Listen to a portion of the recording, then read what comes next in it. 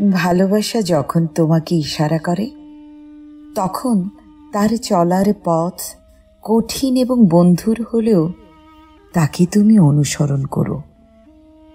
তার ডানা যখন তোমাকে জড়িয়ে ধরে, তখন তার ডানায় লুকানো তরবারি তোমাকে আঘাত করলেও তুমি আলিঙ্গনে আত্মসমর্পণ করো। সে যখন কথা বলে, তখন তার কণ্ঠস্বরে তোমার স্বপ্ন যদি উত্তরের বাতাসে তছনছ বাগানের মতো ভেঙে যায়, তবু তুমি তাকে বিশ্বাস করো। কারণ ভালোবাসা তোমাকে যেমন রাজমুকুটে ভূষিত করে, তেমনি সে তোমাকে ক্রুশবিদ্ধ করে। সে যেমন তোমার বৃদ্ধি ঘটায়, তেমনি সে তোমাকে ছেঁটেও দেয়।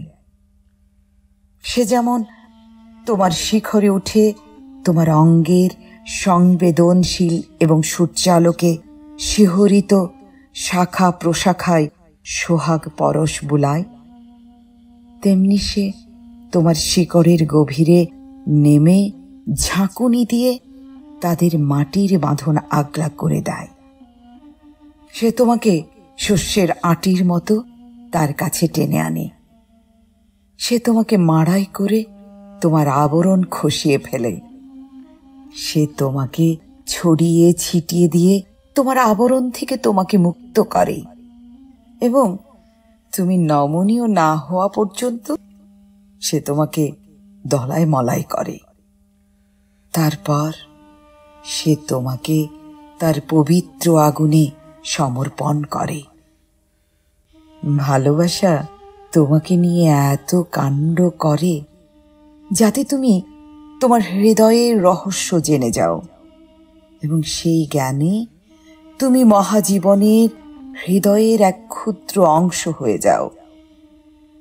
কিন্তু তুমি যদি ভীত সন্ত্রস্ত হয়ে তোমার ভালোবাসায় শুধুই শান্তি এবং সুখ সন্ধান করো, তাহলে তোমার জন্য শ্রেয় তোমার নগ্নতা ঢেকে নিয়ে ভালোবাসার মাড়াই প্রাঙ্গণ ছেড়ে যাওয়া এবং এক ঋতু বৈচিত্র্যহীন ভুবনে প্রবেশ করা, যেখানে তুমি হয়তো হাসবে, কিন্তু প্রাণ খুলে হাসবে না।